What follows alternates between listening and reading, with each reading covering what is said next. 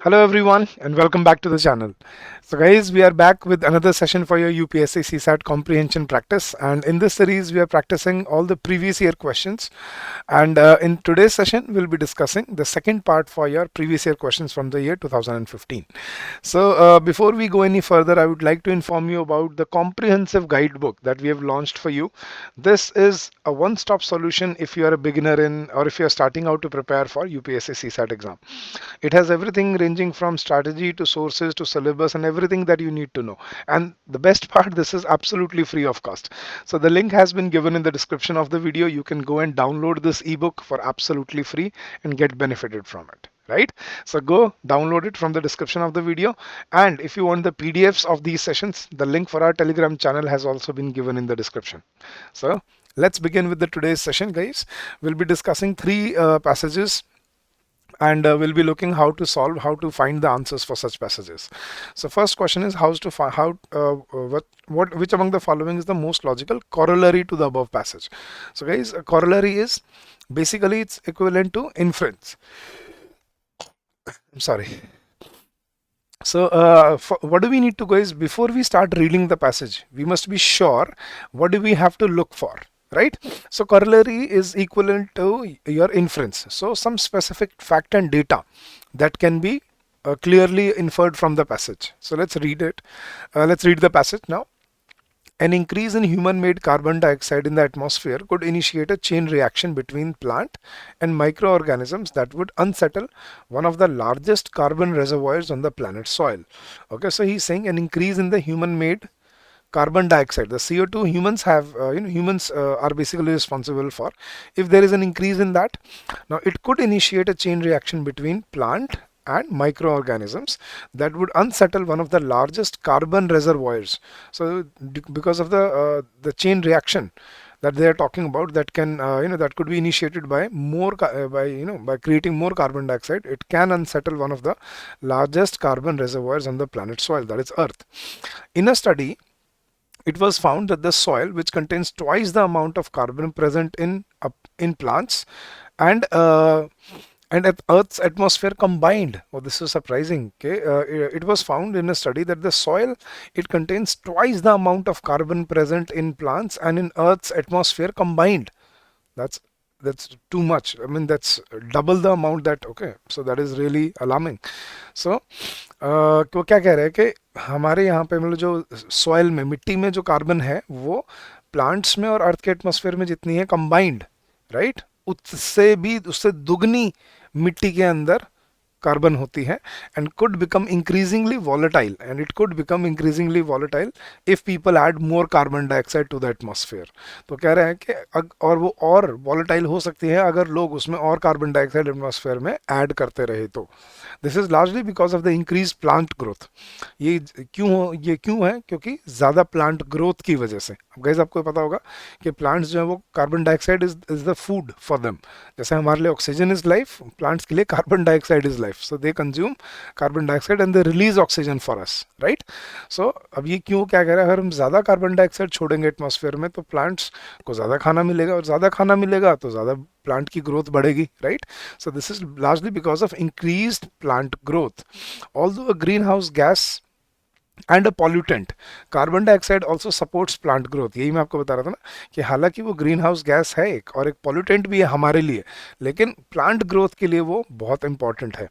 As trees and other vegetation flourish in a carbon dioxide rich future, क्योंकि जो पेड़ पौधे हैं और जो वेजिटेशन है वो कार्बन डाइऑक्साइड रिच फ्यूचर में फ्लरिश करते हैं. Their roots could stimulate microbial activity. उनके रूट से क्या हो सकता है कि they could stimulate a microbial activity in soil that may in turn accelerate the decomposition of soil carbon and its release into the atmosphere as carbon dioxide. So वही कह रहा है कि इससे एक चेन रिएक्शन वो कैसे बन सकता है भैया. आप हम ज़्यादा कार्बन डाइऑक्साइड छोड़ते हैं तो उससे प्लांट ग्रोथ बढ़ती है, क्योंकि उनको कार्बन डाइऑक्साइड से प्लांट ग्रोथ बढ़ती है तो वो फ्लरिश करेंगे, और ऐसे कार्बन डाइऑक्साइड रिच इन्वायरमेंट में उनकी रूट्स जो हैं वो एक ऐसी माइक्रोबियल एक्टिविटी को जन्म देंगी जिससे कार्बन का जो डिकम्पोजिशन है वो एक्सेलरेट हो जाएगा सॉयल कार्बन का, और उससे ज़्यादा और ज़्यादा एटमॉस्फेयर में कार्बन बढ़ने लग जाएगी. So this will be very poisonous for us, हम भी छोड़ रहे हैं कार्बन डाइऑक्साइड और उसकी वजह से प्लांट्स की वजह से भी कार्बन डाइऑक्साइड एटमॉस्फेयर में आ रही है, तो it can be a chain reaction and very disasters for us. तो what can be the most logical corollary? तो ऑप्शंस पढ़ते हैं guys. Carbon dioxide is essential for the survival of micro organisms and plants.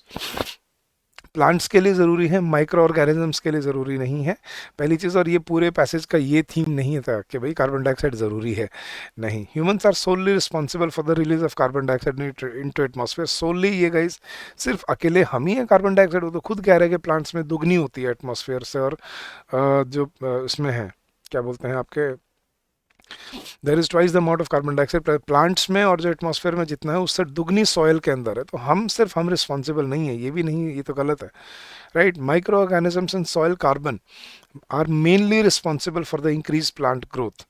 कि microorganism और soil carbon है, वही increase plant growth carbon dioxide की वजह से है गाइस. सॉयल कार्बन या माइक्रो ऑर्गेनिजम्स की वजह से नहीं है.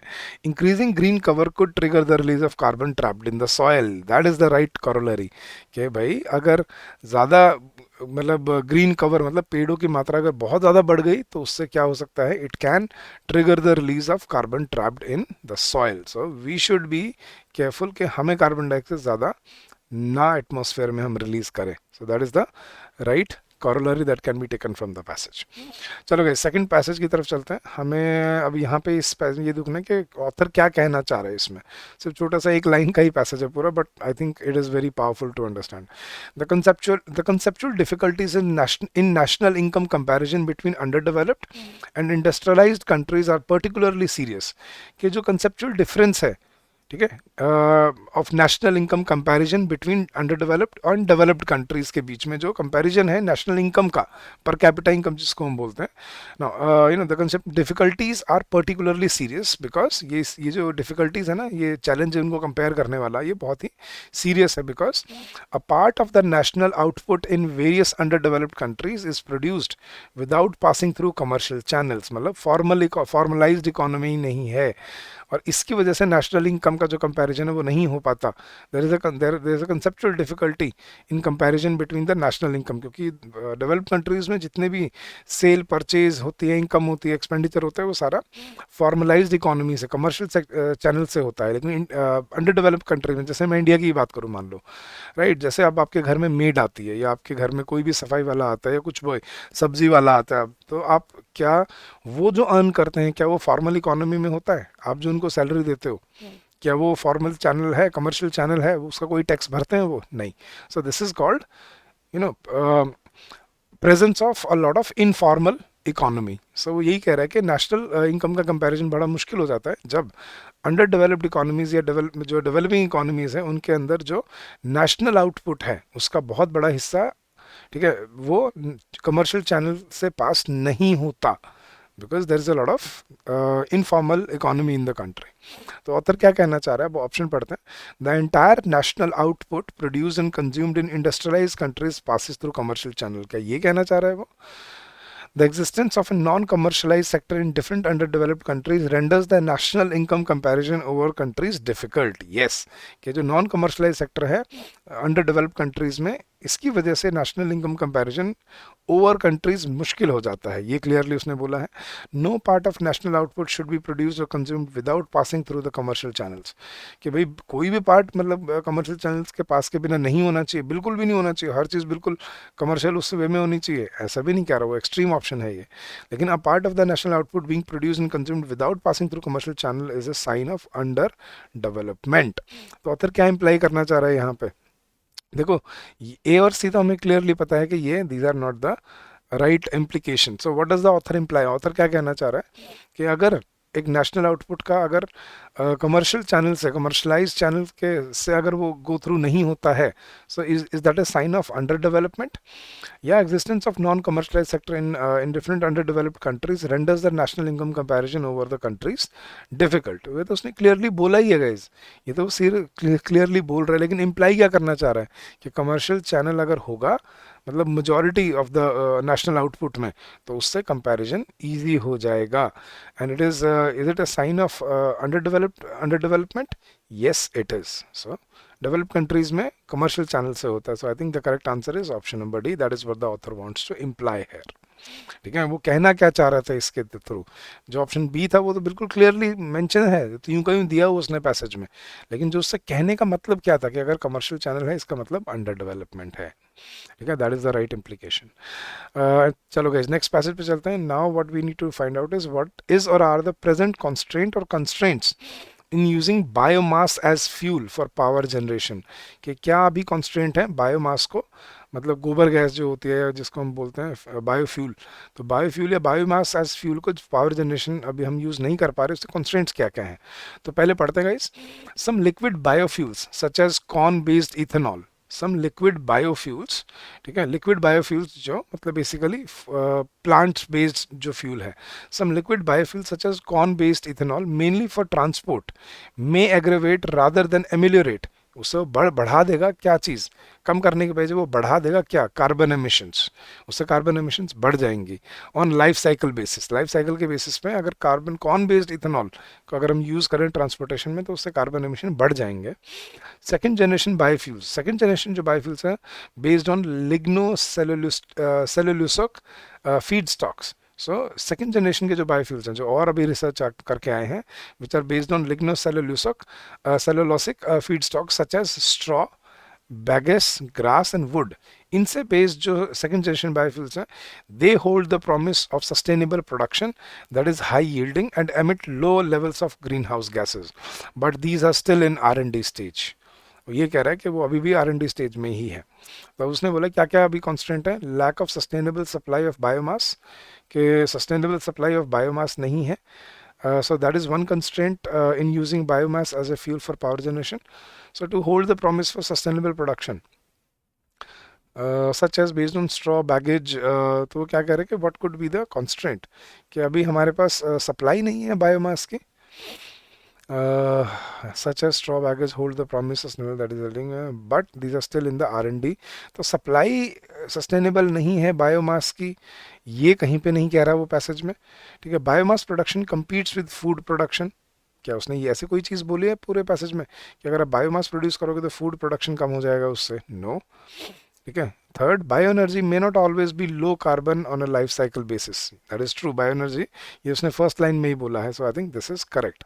So I think option only option 3 was the right constraint that has been mentioned in the passage. So this was a simple one. So guys हमेशा इस अप्रोच से solve किया करो कि हमेशा पहले क्वेश्चन में ये देखो टारगेट करके कि आपसे पूछा क्या गया है, राइट, और फिर अपना पैसेज पढ़ो and look for the look for what you are what you have to achieve, what you have to find in your question, right। और हमेशा जैसे मैं आपको देख रहे होगे आप, मैं हमेशा इंपॉर्टेंट पॉइंट्स को अंडरलाइन करता रहता हूँ जब मैं पढ़ता हूँ। ये अंडरलाइनिंग आपको मेमोराइजेशन में हेल्प करती है। ठीक है, तो इससे आपको याद रहता है कि क्या क्या इंपॉर्टेंट बातें हुई हैं पूरे पैसेज में। सो ये हैबिट भी आपकी ज़रूर होनी चाहिए गाइस। तो गाइस अगर आपको हमारी स्ट्रैटेजीज पसंद आ रही हैं, the way we are helping you in in these sessions, तो you can also join us in a designated course for your UPSC CSAT exam. We have launched a comprehensive course where we are providing you all the subjects, quants, English as well as reasoning, and we are preparing you for CSAT just under 100 hours. So in this course we are providing you all the concept classes for all the chapters along with the downloadable PDF notes. Then there are practice questions, sectional tests and full length tests in the test series that we are providing you. There will be weekly live doubt sessions to solve your queries. And then before the exam, when the notifications are out for the date, then we'll also start live revision classes for you. So that is going to be a plus point in this course. So if you wish, you can join us in this journey and get benefited from the experience that we have gained over the years for this, right? So thank you so much. The link for our course has been given in the description of the video, so you can join our course from the link that is given in the description of this video. And if you want the PDF, you can join a Telegram channel. The link is also given there in the description. Now guys, if you have any doubts, if you have any feedbacks to share, you can call us on this number, that is 8146207241, or you can also drop us an email at hello@edutab.co.in for your constructive feedbacks. We are always open, and we would love to listen to your inputs for this. So thank you for your receptiveness, thank you for your patience and kindness, and don't forget to like the session, don't forget to share it guys if you find it useful, and if you're new here, do subscribe to our channel. So all the very best for your endeavors ahead, and happy learning to all of you.